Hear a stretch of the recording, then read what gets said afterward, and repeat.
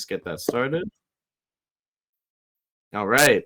So, like I said, my name's Andrew Ferris. I'm the CEO and founder of On This Spot, the history walking tour app developer. And so today, well, I'll start with talking about our story, and then we'll go through many different capabilities we have, the different features we offer, and how we've benefited our different communities that we've worked with.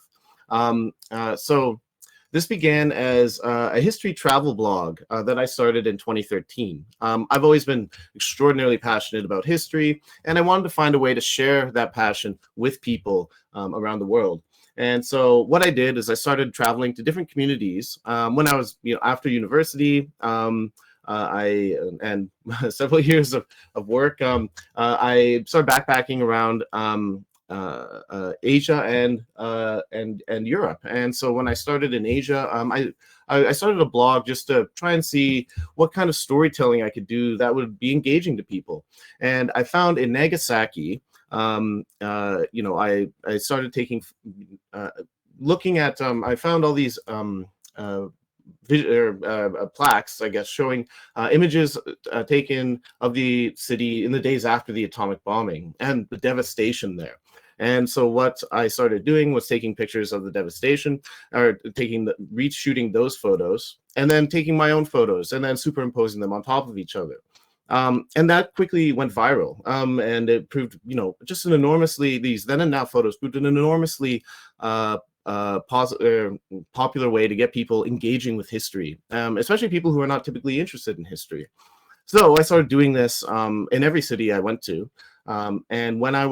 And so later on, when I was backpacking in Normandy at Juno Beach, I couldn't find like an internet connection anywhere as I was walking around. It was quite challenging. Found myself sitting, outside of Starbucks for a long time, trying to download, find stories I could use or read while I was walking around, of the kind of the step-by-step of the battle and following the footsteps of the Canadian troops who stormed ashore in 1944. And that proved very difficult. And so I thought, well, why don't we make an app that combines then and now photography with this gripping kind of storytelling that really puts you in the place that you are exploring, and really, connects you with the spot that you're on.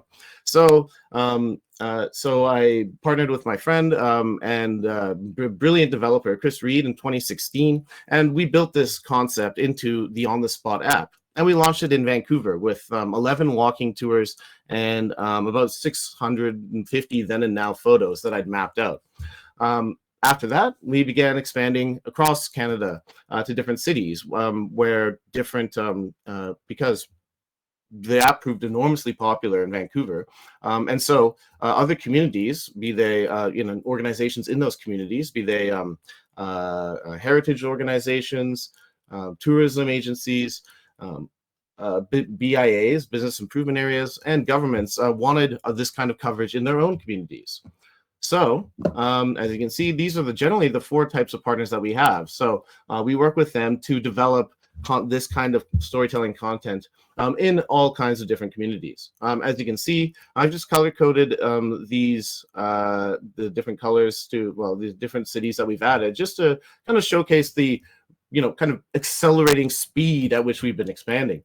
In 2017, our first partners were, Strathmore. It's just outside of Calgary here, and then Nanaimo as well. And then we've been adding content and adding new cities ever since. And there's, I guess, these four types of organizations all love what we do, and we work with generally several of them in each of our communities, because the kind of coverage that we offer kind of advances all their goals. We're able to, for museums and heritage associations, we're able to kind of create history, outdoor museums, basically, where people can compare the past to the present and learn about the history. Take the museum into the community and that history into the community and make people more aware of it.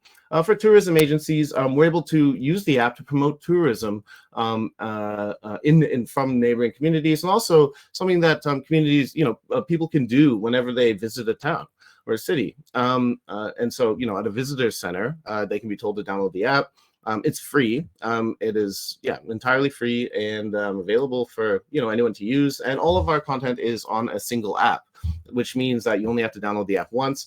As anyone who's tried to develop an app before probably knows, it's very difficult to get people to download an app. So we're able to we're able to create kind of a single launch point pad for all kinds of different cities that we cover.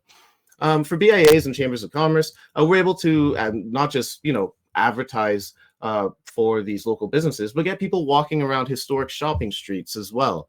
And so in these tours, we can, as people are exploring a community, we can, suggest that they stop in certain businesses and stuff like that. And of course, for governments, this advances all of those. They love all of that. So we have many governmental partners as well at the regional and municipal level. So this year we have 75,000 users. An average of 6,000 a month. And every time we launch a new city, we get a new influx of users because we're able to leverage a lot of media coverage for whenever we launch somewhere. So here's a video kind of showing. So this is a little walkthrough of the experience of using the app. So what we have here is when you open the app, you have a list of all the cities that are sorted by distance from you. And you can search your city. And what this means is if you're a smaller community, but if you're in Calgary, you have Calgary will show up first, but beside it will also be all the smaller communities that are nearby that might get overlooked by many tourists. So when you go into each city has its own city page. These are our partners. We do territorial acknowledgement as well, and these are some we include as some of our crossfade images, we call them, which are these combination then and now photos. I guess you can see one behind me of Calgary as it happens. And then we have all these tours. So you can go to the tour tab, see which, these are in Vancouver. We have many tours available. This is one that we really loved. One of our writers, Alexa Dagan, she's very talented, put this one together for the Downtown Vancouver BIA. And so at each stop on the tour is located where a historic photograph was taken, so that when you are standing at that spot, you can compare past and present and look at it yourself, actually. And so you can see how that spot has changed and also read the history about it. And so we've broken down the writing into a kind of, we try to make it, we try not to simplify the history, but instead, let's see, here's one. I just took this the other day. As you can see, it's a very nice, I'm coming from Vancouver right now, but here, wait, I just want to go back and show. You see, it's a very nice fall day here in Vancouver. Oops. Anyway, let me just jump ahead. Oops. No, these. Wait. One takes precedence over the other. Let me see. But anyway, what that was showcasing was our in-app camera. Anyway, we're just going to go through it again. But what the camera does is that when you go to that spot, you are able to,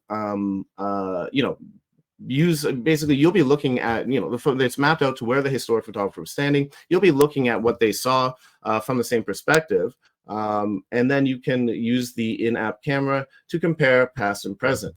And so, what our writing aim is with the tours as well is to make them comprehensive, but not overwhelming to the average person. What we use is a skimmer, dipper, diver approach, which means, we want to appeal to people of all interest levels in history, be they, say, just wanting to, they just like the pictures, they can go through and just look at the pictures. Those are the skimmers. With the text, we break it down into what we call a caption section at the top, which serves as both a caption for the historic photo and also a a like write up on a kind of an introduction to the content of the stop itself. And so, you know, this is a short body of text at the top, and then if someone is particularly interested in that, then they can read more about it with a more comprehensive write-up at the bottom. Now, as you see, so it creates a then and now photo as well. And we have an editor that we're just kind of bringing it back on. There was some, but what it allows you to do is create your own then and now, kind of like these crossfade images, like the ones you see here. As you can see in Vancouver as well, we also have, you know, we take a lot more then and now photos than you need. So there are, you know, and a lot of these are not part of tours. So you can find out what's in your community, and you can walk around your community and see what, you know, every neighborhood once looked like as well. Now, this is how we started out, was these then and now walking tours. And we do them on, each one is on a different theme. We can do them on a virtually endless variety of themes. Most, you know, say we'll do one tour per community for many of our communities, and that'll be like a general overview of, you know, the history of the community as well. But we can do, you know, things like the history of real estate speculation, like those like abstract ones, histories of technology, histories of you know, military histories. Say we did one you know, showcasing, well, here. So we can do all kinds of, you know, military histories. Mural tours have proven really popular lately. So public art tours are ones where we are, you know, taking people to different pieces of public art in the community.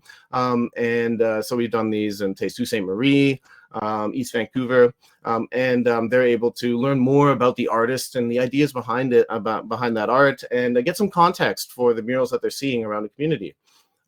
We also can do parks, trails, and nature tours, talking about ecology and stuff, and as well. These are very effective for, yeah, like say, we also make it so that you can download the app and make it available offline, and which means that you know, that city can be available offline, which means you can take it outside of places where reception is available. We can also do, say, brewery tours or winery tours, or all different kinds of tours that don't necessarily have to be historical as well. A major one we're working on, and I'll return to this, is Indigenous history tours. And this is something we're really excited about. We're working on a major project right now that's just launching. We also do movie filming locations. So in Hope, British Columbia, that's where the first Rambo was filmed. And so there we can have people can, you know, instead of the historic photos, we have scenes from the movie are the stops, and people can effectively superimpose themselves into historic photographs using the then and now photo camera and the editor that we are bringing back on shortly. Also driving tours, which are audio, and all kinds of different regional combinations. We've also done a number of archaeological site tours as well, and we're working on a major one in Provo, or rather Bodo, Alberta right now. Audio tours are ones that are, you know, we can either, there's a number of ways we go about them. This is a kind of a major aspect of it that we've been looking to expand beyond just the Stop one. So the post-war boom. So you can see we can audio narrate tours that, you know, are simple walking tours to increase engagement enormously. And we can also do hands-free audio driving tours. And we have done audio museum guides as well. And so we you know, this particular one, I was the narrator. If you have your own narrators in mind, that's absolutely great. Or what we are also doing, say, in Vulcan, Alberta, is we have the normal walking tour, and then embedded within that, we have audio clips of members of the community sharing their stories, which is just a great way to get the community involved. So the Vulcan Museum is going around right now, adding, recording more of those stories. And so giving those people, kind of honoring those who have been in the community so long and contributed to it, and letting them share their stories in a way that is, available permanently. So that's one of the things, is that once we partner with the community and launch it, you're in the app, and that's permanent. Like, we don't take the content down, even if, we don't, in most cases, we don't charge ongoing subscription fees and stuff like that. Instead, it's just, once we build a project, we want to add more content to the app. We want to promote your community, and So so we have and so just returning to the audio aspect, I guess there's a little bit of a tangent there, but yes, we do we can do recording, we can do sound editing. We have a great sound editor that we work with. We have to also have, we have professional voice actors we work with, and we can add sound effects. We can do it in all kinds of different languages, which is another aspect, another project I'll return to in a minute. Another major one we've been doing, this is kind of what we've been working on a lot this summer, is expanding our video production capabilities. So what we do is there's a number of different kinds of video we can do. We can do interviews, and then, so that is the tour. And this works especially well for Indigenous storytelling, because it's not appropriate for us to be, doing the storytelling ourselves. And also then and now photographs, for a variety of reasons don't particularly work that well for capturing the scope of Indigenous history and Indigenous stories. So what we've been doing is working on a huge project with Sunaymo, the First Nations of Nanaimo, British Columbia, who have a extraordinarily rich history. It has been a real privilege to work on this project, but I've been working with Dave Bodley, who is the chief elder and or is it chief storyteller rather, and elder of the Sunaymo. And this is a way for them to preserve their stories as well. We recorded interviews with him, and then we combine that with all kinds of drone footage that we create, different kinds of B-roll footage. So this is a really phenomenal project, and we're just about to launch it as well. But here's a park here, which has been set up quite a few years ago. The signs were redone a few different times, and they used to do rubbings of these here, but we no longer do that now, in recognition and in respect for what our ancestors created. Welcome people to come through in Nanaimo territory. Be respectful, stay on the trails. Thank you. This is the highest concentration of petroglyphs on this park, called Petroglyph Park, also known as Thachwan, which was the name of the man who lived here. And the center part that we can see right now is called the Steakum, and that's my own family connection to that petroglyph. That goes back over 2,000 years old on my family land. But there's certain parts of the day. So we've done say roughly about 2 hours worth of these videos with working with Dave, where he shares all different kinds of stories of the Sunaymo, and then we can chain those videos together into a walking tour as well. We can do it as a driving tour. So there's or not quite a driving tour, but we can do all kinds of basically video production. We have all kinds of video production capabilities. Here's another one. This is one of our first video projects with the Blackfalds Historical Society in Alberta. And the nice thing about videos, we can share it in all different kinds of channels. This is up on our YouTube.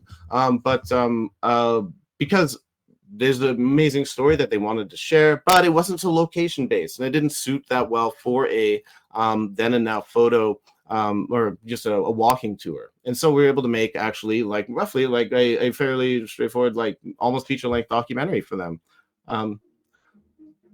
In the heady days of Canada's westward expansion, European settlers braved great hardships to build new lives on Canada's vast western prairies. To survive, they needed courage, resourcefulness, and no small amount of resilience. One pioneer in particular had all these qualities in spades. This is the story of Arthur Douglas Gregson, the first European settler in the area that would become home to the town of Blackfalds, Alberta. Gregson came from England. Yeah, so the idea being we're able to create all kinds of different documentaries. So if you have any that you'd like to make, we can do it for a we can do it. We have that capability, and we are getting pretty good at it now. Let's see if I can go to the next. There we go. Okay. Another thing that we do are virtual tours. So virtual tours are we do them in museums, and so people can visit the site, and then we can embed all these kinds of people can move around like in Google 360 a view. You know, I'm sure you've seen this all before. And then we can embed all that kind of audio, then enough photos, history, information into that tour. And here, I guess I can. Let me just bring this up. So here's an example. This is kind of a test one we did where we can do a drone virtual tour. So we can do these not just in museums, but in the sky. So this is one I did last winter, just so you can compare then and now. You can see, you know, see what's available, all kinds of different content. We can move around on the map here. Going out to here, yeah, and this is a capability we can do. We're doing one of these right now for we're doing actually several of these right now. One for at the Bodo historical or archaeological site, as well as in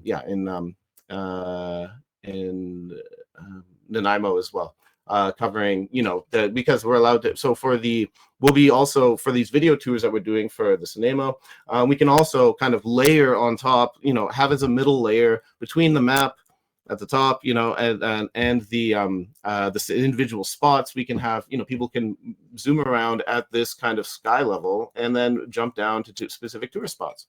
So that's a really cool capability that we developed.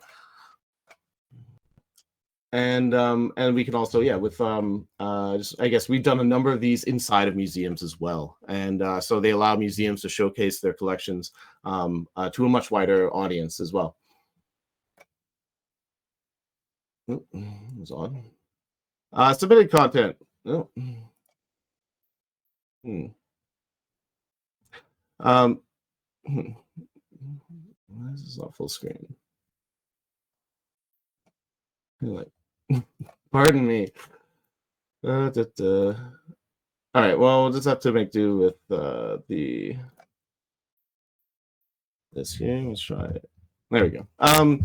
Submitted content. So we started out doing all of our own content, you know, as we have a team of writers. We want to keep everything kind of to a similar standard so that people, when they open, you know, the app in any community, they know they're going to get a very high quality experience.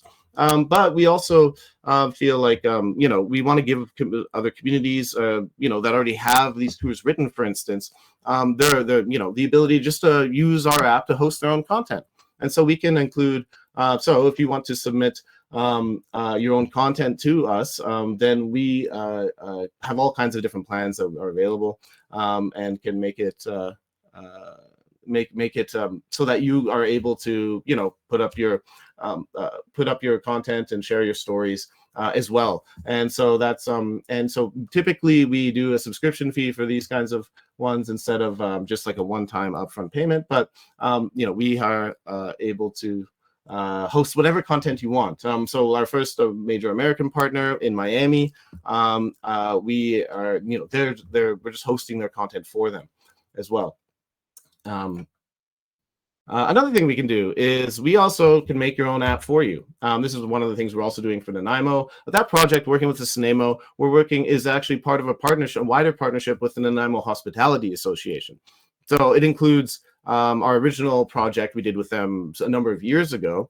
That includes 6 walking tours. We've added audio to them, and then we've also added in, you know, business listings within that nearby list for all Nanaimo Hospitality Association members, and then and just tourism businesses within Nanaimo. So we're able to promote them alongside the historical content.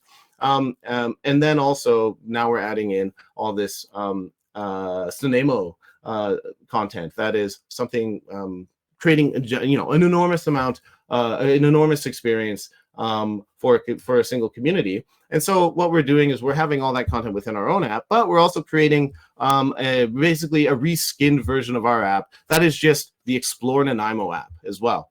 And that means our users, our partners are able to upload and control their own content using a content management system. We host and maintain it. And also it gives you the opportunity to generate revenue off the app, and which incentivizes you to promote it to more people. And these kinds of microtransactions is you're able to, if you like, you can paywall certain aspects of, you know, say charge $5, $10, $15, whatever, to download a tour. And once, you know, someone does this, many of our tours are listed on like a site like TripAdvisor. These are walking tours, and we're able to, those generate an enormous amount of interest. We have to put a price tag on them, so we just put a low price tag on them. People download them, or a number of, I mean, every day people are buying tours off there, and then they go to our app. So yeah, and also anyway, we're able to create you your own app if you'd like an app. Another thing we do are regional projects that connect a number of communities.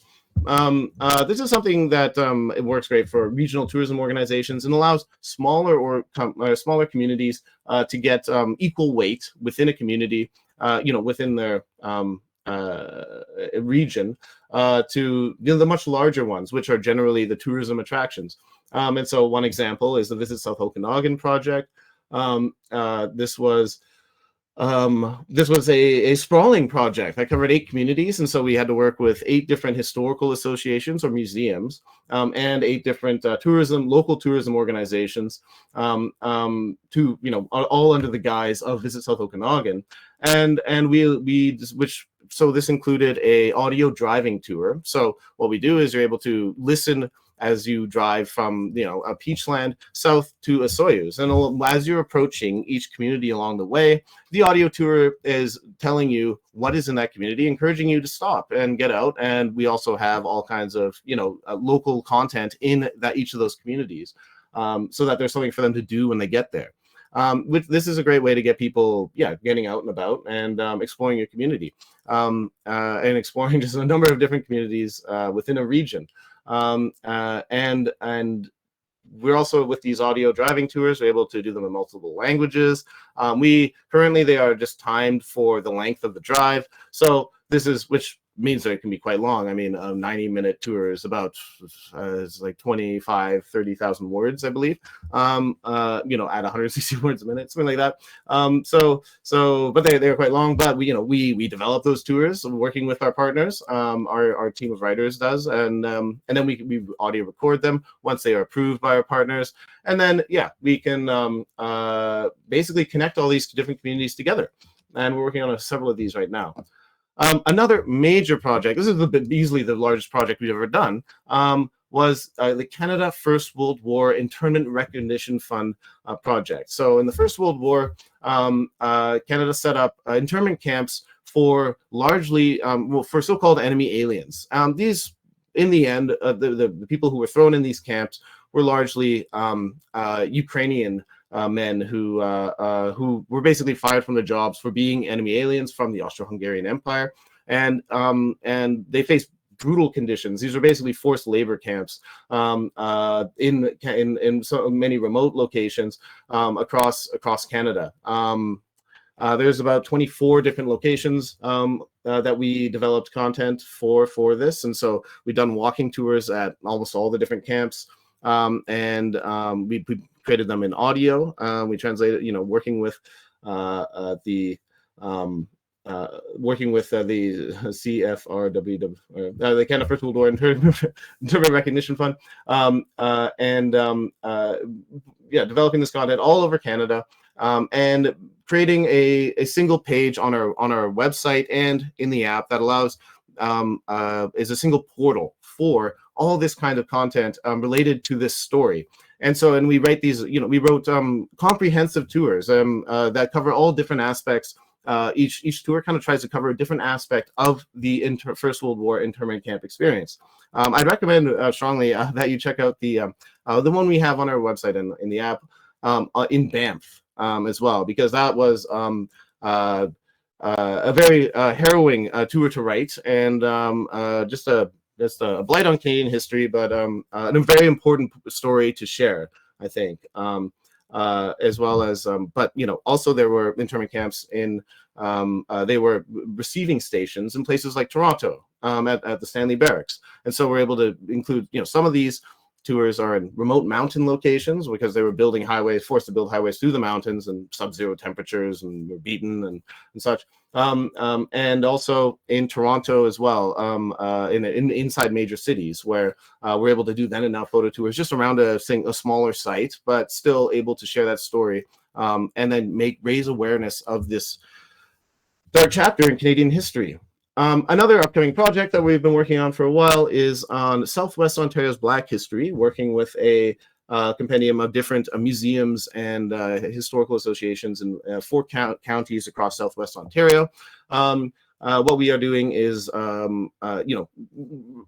promoting all these historic sites in museums that were key in the history of the Underground Railroad, and connecting them with audio tours as well. And we're hoping to launch that soon. So we can also create, a single kind of region, like what we do create for our regional and themed projects, like you get a regional page and like a portal that you can access all the content that we have related to that theme and for your project. And this means a single link that you can share with people. And also, one of the things, I guess, this is a question we get a lot, is who owns the content if we develop it? And for all of our partners, it's you. Our partners do.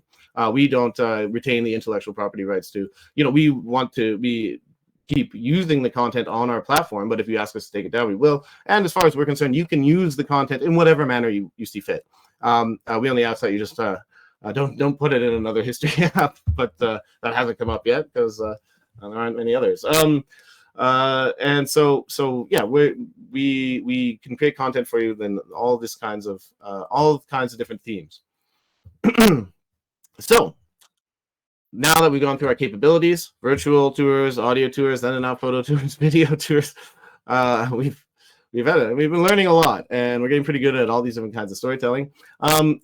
We have become very experienced partnering with a hugely diverse range of organizations. Many of our partnerships involve, as those 4 different categories I mentioned at the beginning, be it business, heritage, tourism, and government. Many of our partnerships involve all 4 memberships in a single community, and we bring them all together. We're very good at bringing all the different stakeholders together, working with them all, developing the content for them, and then and then getting everyone sign off, making sure that we advance everyone's missions throughout the project, and then launching it and hosting it permanently. We aim to very strongly to have consistent quality for communities of all sizes. We worked with, so if you go to the tour in the tours we have in Toronto, our partners there, are say the Toronto Railway Museum, Toronto Chinatown BIA, Toronto's Little Italy BIA. Those ones we put as much elbow grease into those as even they get a lot more eyeballs than say one we did in Gleichen, Alberta, which was a population of 300. We also take basically, I like to say, now I say there's a criticism around our CTO, but I like to say that we're a history company that does technology rather than a technology company that does history. Now, I don't mean to demean, I mean, we are very good at technology. Chris is brilliant, and it's a major feature of what we do. But that means is that we didn't just stumble into this. History is something we take very seriously. It's our passion. All the writers we have are, like trained historians, and skilled, scholars and skilled writers. And so we have developed a set of ethical standards of public history to make sure that we are upholding the highest principles of the historical field, making sure that we are, not whitewashing history, not omitting certain say less savory aspects of the history, but we want to share everything in a modern in a proper modern way, I think, and not just do boosterism for the cities. And I think that's what communities really want as well, is they want that kind of and users as well, as they don't want just the really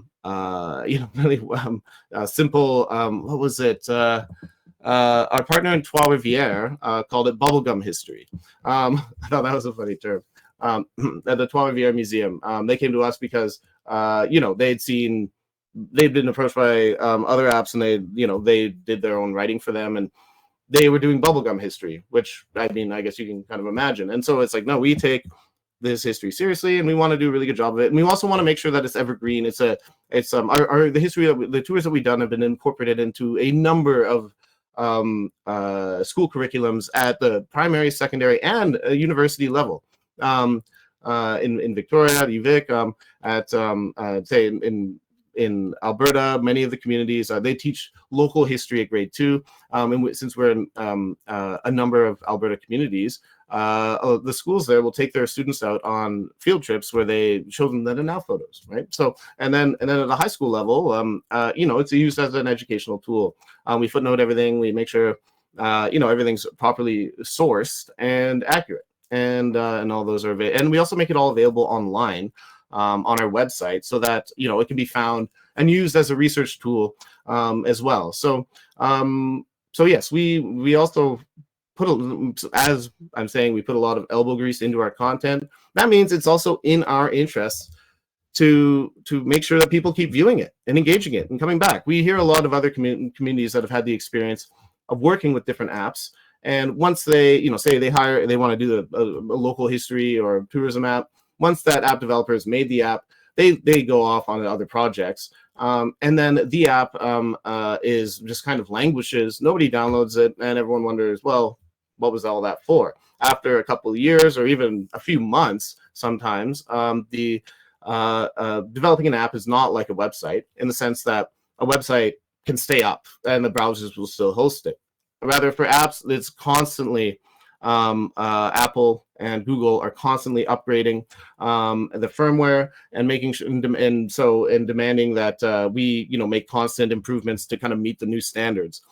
This means that keeping any app live and active is a moving target, and is going to take a lot of time and energy to do. And since that's something that we're invested in doing, we want to keep our app live. So oftentimes other apps will just if they are not maintained, they just no longer work. They're no longer downloadable, and this can happen within months of the original launch, and you're kind of left high and dry. And then so it's our interest. So once you're in the app, we want to get people looking at it, and we keep trying to promote it as well. And so we will continue to do that. Another thing I should say is our pricing is flexible, very flexible. I can send out pricing sheets to everyone after this if you like. But what our main goal is since we have such a wide range of capabilities, and we want to make sure that we get our partners on the app at some level, and so we can do all kinds of different bespoke kind of we can just make a package for you, working backwards from a budget that you might have. A lot of our projects are funded through grants. A lot of them are funded through mostly grants. So once that's usually just a set number that we have to work with, and that's so we have an enormous experience just making sure that we can make content that fits your budget, and we can make a project that advances your goals and is going to, once it's done, and it's up, and we're gonna keep developing the app. And also many of our partners say come back and add new content every year. We'll say we can once they start at say with a tour or something, and then next year we can add audio to that, next year we can add video to that, or translations in French, all kinds of different stuff. We're even we're hoping with the next step with the Nanaimo project is to translate it into Hulkaminam and make it available in the Nanaimo language, and that would be really exciting, I think. A way to really kind of get people engaging with that language, beautiful language, really. Here's what some of our partners have said about working with us. So this is the executive director of Heritage Winnipeg. We received a lot of public and media attention. It's a unique digital tool while allowing exposure for all over the world, and it's complete on time and on budget. Rhonda Stockwell in Strathmore. The project has manifested a positive. Basically, it's been embraced by the senior population and also by the youth. So we are really good at engaging people of all different ages, and interest levels, and for all different kinds of reasons. And it also is just a way to make it so that local people as well can really engage with history. Like a lot of communities, say Strathmore, for instance, since it's outside of Calgary, it's kind of become a bedroom community for Calgary. So in 1950 it had a population of about 500, and now it has a population of around 10,000. But many of the people there don't feel like a tight connection with the place, and so this is a great way for them to learn about the community that they now live in and really develop a tighter and closer relationship and identify with the place better. That's the importance of history. I mean, that's kind of the whole mission behind this, is tying place to its history and those stories and the people who have come before. Yeah, and Nanaimo has Hospitality Association. Well, yeah, no, that mostly concludes the webinar. Well, it does conclude it. We have actually, yeah, I guess this is. I haven't updated this since the last one, but we have a lot more tours now. Yeah, that's about right for partner cities, 100 plus. Yeah, so we are really looking forward to. We want to work with you. We would love to. I'd love to chat. After this, I will. If anyone has any questions, please drop them in the chat right now. I'm happy to answer any questions. Yeah, no, I think what we want to do is really make your community's history or your community story available to the widest possible audience, and on this platform that is continually improving as we add new features to it, and which keeps people coming back. And our wide coverage across Canada means that our users have a lot to keep coming back to, and it allows you to tap into that growing user base. Yeah, so I'll leave a couple minutes for questions, but if not, I thank you so much for joining me today. I will be following up with an email and a call as well. I think I really appreciate you taking the time on this. Well, I'm not sure where you all are located, but there's a rainy fall day, and I hope you enjoyed our presentation. And I look forward to speaking with you in the future. So I'll just stop the recording now, and I'll just leave it for a couple minutes, and if anyone has any questions. So thanks again.